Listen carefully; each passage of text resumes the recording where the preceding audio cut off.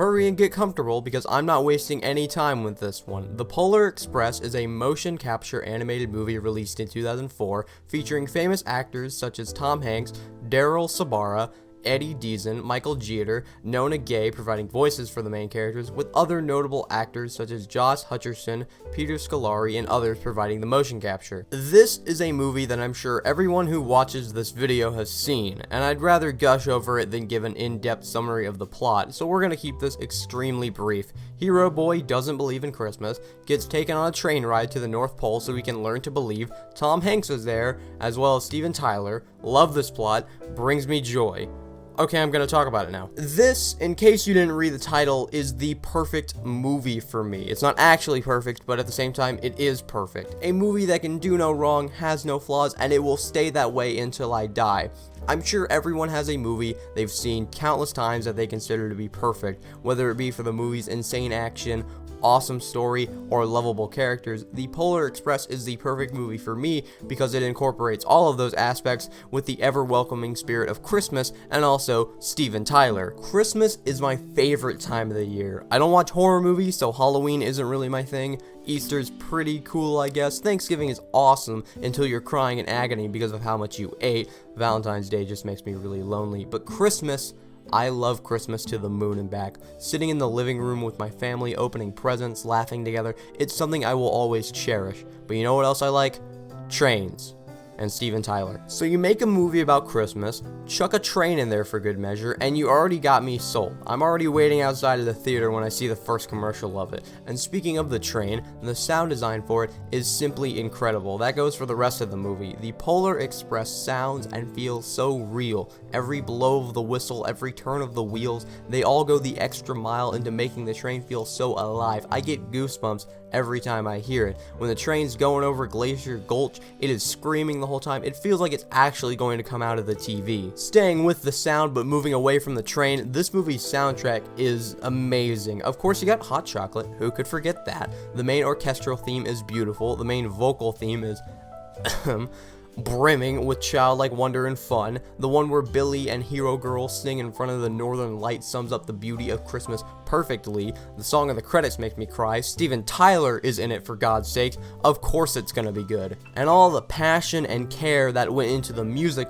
just overflows into the action. Ooh, the action. Marvel, eat your heart out. Prequel movies, get out of here. I'm serious. This movie has them all beat by miles because none of those movies can say they have a scene where a character Tokyo drifts a train across a frozen lake, then has it land perfectly back on the tracks. Or has a scene where a passenger train, built for pulling passenger cars, roars up and down slopes like it's a ride at Six Flags, or a scene where a boy and a ghost hobo ski on the roof of a train before they can get crushed by an upcoming tunnel. And they certainly can't say they have Steven Tyler. I'm sorry. It's just, I can't get over the fact that Steven Tyler has a cameo in this film. This is not a movie that is full of references to gaslight the viewer into thinking that it's actually good. The Polar Express doesn't need to do that, but then it just throws Steven Tyler in at the end. Don't get me wrong, it's awesome. It just comes completely out of left field. I also like the action scene where they need more altitude in order to clear the star on the top of the Christmas tree. The music really heightens the drama, and the fact they have the star actually fall instead of them just going over it helped add more suspense to the scene. And the part where they're sliding down the sack of presents is also pretty fun. The way she slides down the sack of presents before landing safely on the ground is just full of the exaggerated swagger of a black hero girl. Let's see, I've talked about the sound, the action. This movie looks awesome. I've heard from others that the characters look creepy, but I honestly don't see that. I think the characters look great, and the set pieces look even better. The long shot of the ticket fluttering in the woods surrounding the train is gorgeous. The sequence of them sliding down the present chute is stunning. The northern light scene is probably as close as you could get to seeing them without actually seeing them. Being fully serious here, this movie has not aged a day. Moving away from that and onto my final talking point for today's video, the characters. More specifically, one character, but I'll get to that in a bit. Now look, are the characters these deep, complex, well-written individuals? No. Do they need to be?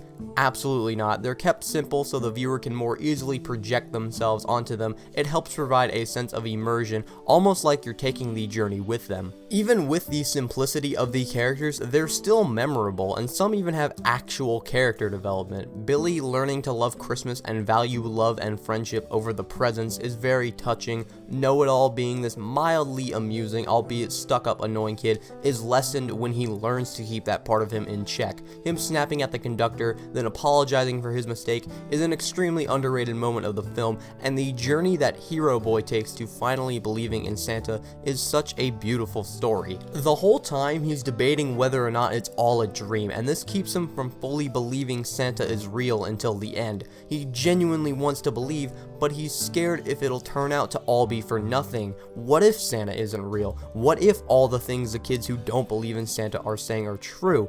He's constantly beside himself on whether or not what he's experiencing is real. He's riding a train that materialized in front of his house on tracks that were never there before. The hobo that helped him get to the cab turned out to be a ghost. I'd be on the fence too on whether or not what I was seeing was real. But then, at the very end, when Santa is finally revealed, he can't see him. No matter how hard he tries, the elves get in the way. Only when a sleigh bell comes loose, landing right in front of him, does he truly come to terms with the fact that he believes in what he is seeing, which allows him to finally hear the bell, see Santa, and receive the first gift of Christmas.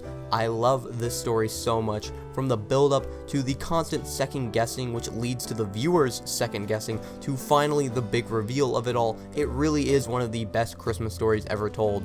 And then finally, we have Tom Hanks. This is probably in his top 10 best performances, and that's saying something. Playing the conductor, the ghost, and the narrator, he plays each role masterfully. You can feel the passion the conductor has for his job and how much Christmas means to him, contrasting with the ghost's more lax and negative, albeit realistic outlook on the idea of Christmas, at least from his point of view. The scene between the ghost and Hero Boy sends chills down my spine, actual chills. The way the ghost bounces off of everything Hero Boy says is insanely good, enforcing every skepticism the boy has, pushing him further towards denying Santa's existence. When he asks him if he believes in ghosts, it leaves me completely speechless. I don't know what it is, it just feels so real. It's one of the best scenes in film. The ghost adds such an intriguing aura to the movie, and that's because of how well Tom Hanks plays him. It's almost like he represents this bad version of Hero Boy, the version that stopped believing in Santa, the version that never got on the train. Despite the fact that the mystery that surrounds the ghost's relation to the train is never solved or clarified, doesn't matter, because the ghost is such an interesting character, he makes up for it tenfold. This makes the movie go from a 10 in my eyes to a 13. In conclusion, I love this movie, everything about it. Am I biased?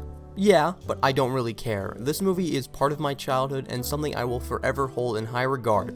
Every year, I will watch this movie, and every year I will love it just the same, for its sound, its visuals, its characters, its mystique, its ability to capture everything I love about Christmas into one perfect package. I may be biased towards this movie, but I'm not biased when I say this. It's the best Christmas movie ever made. Quote me on it. And if you try to refute me, does your Christmas movie have Steven Tyler in it?